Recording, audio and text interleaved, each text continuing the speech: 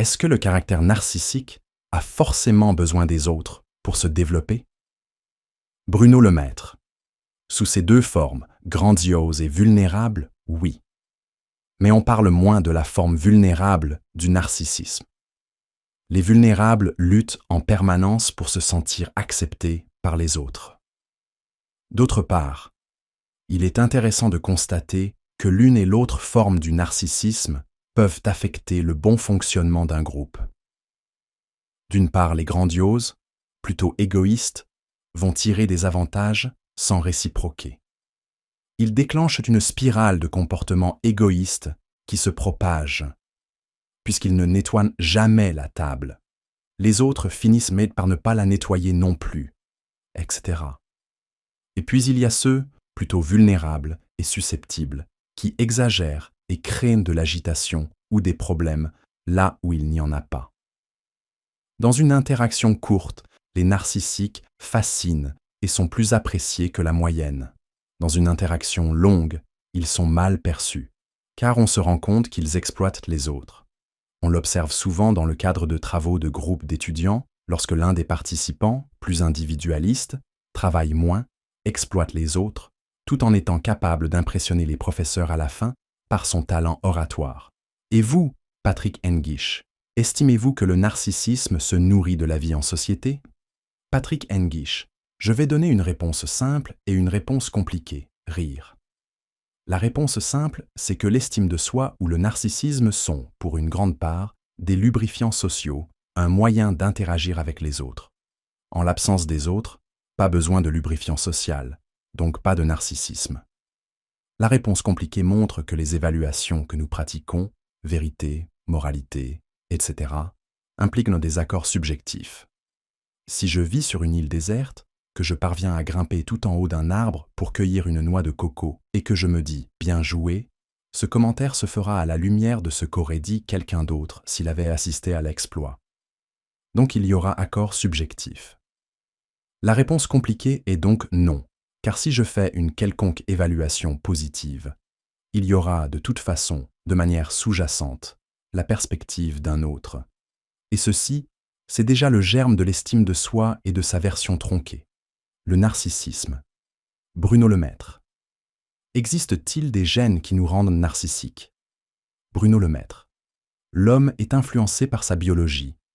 Si les personnalités sont bien le fruit d'une interaction gène-environnement compliquée à démêler, les études montrent cependant qu'elles sont déterminées par la génétique dans un ratio de 30 à 60%. J'ai des collègues américains qui pensent que la génétique joue un rôle déterminant dans le cas des grands narcissiques.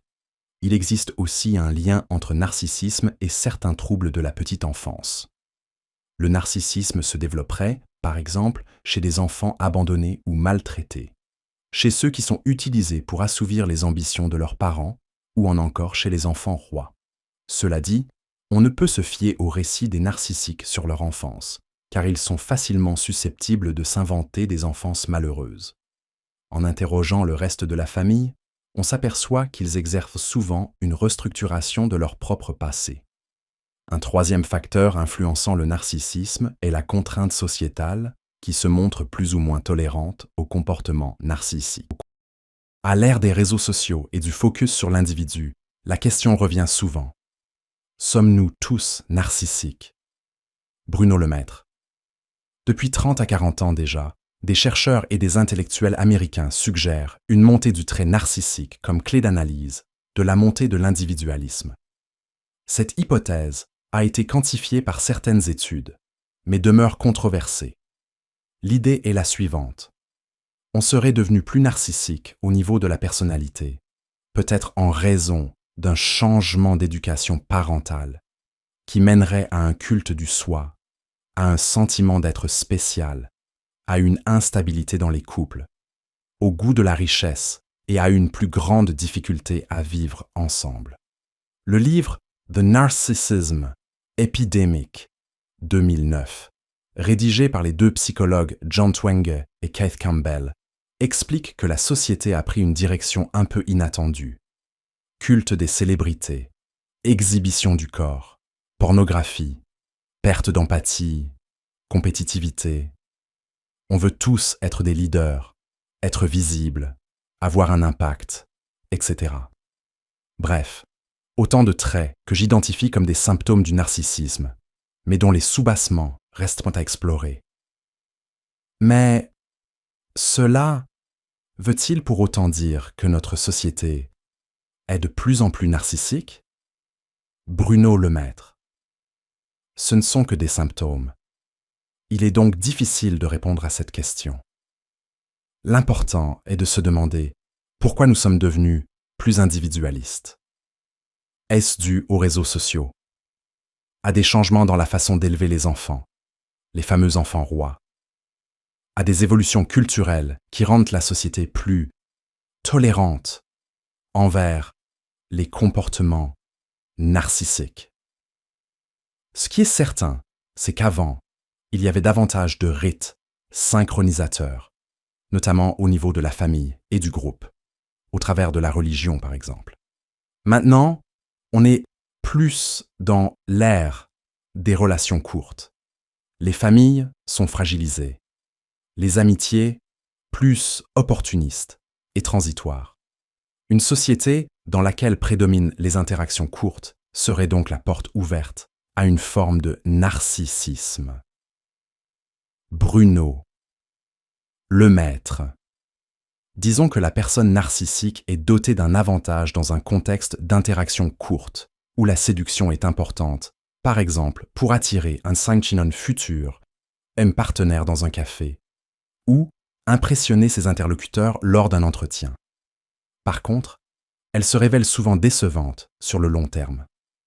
Pour revenir à la question des réseaux sociaux et de l'éventualité d'une société plus narcissique. Patrick Engish. Ce qui est sûr, c'est que le narcissisme n'est pas un bouton on-off. Tous les psychologues s'accordent à dire que le narcissisme est un spectre graduel. Il est tout à fait possible qu'il y ait une montée du narcissisme, mais cela ne veut pas dire que plus de personnes ont appuyé sur le bouton on. Cela peut être une montée plus fine, moins radicale.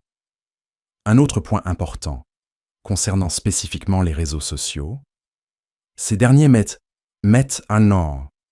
une grande pression psychologique sur leurs utilisateurs, afin qu'ils présentent une image qui corresponde à celle attendue par la société. En s'y conformant, la personne obtient une récompense immédiate.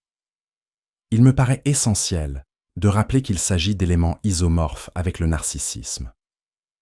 Le personnage narcissique est quelqu'un qui crée une fausse image de lui-même. En la vendant, il obtient un certain nombre de récompenses. Il faut donc faire preuve de prudence dans l'analyse. On est face à deux comportements qui se ressemblent. Mais est-ce que cela veut pour autant dire qu'ils relèvent tous deux du narcissisme? À votre avis, est-ce le cas? Patrick Engish. J'aurais tendance à dire oui. Mais je n'exagérerai pas non plus cette marque, car les gens font assez bien la différence entre la vie sur et à l'extérieur des réseaux sociaux. Il me semble qu'ils se gênent davantage de vous raconter les exploits de leurs enfants à table, au restaurant, que sur Facebook, avec une photo. Il y a un certain nombre d'études intéressantes, en cours aux États-Unis, sur le rôle que jouent les réseaux sociaux dans la médiation des relations sociales entre les jeunes. Elles tendent à montrer que l'utilisation accrue de cette forme de communication tient de l'habitude et du confort, plutôt que d'une forme de narcissisme.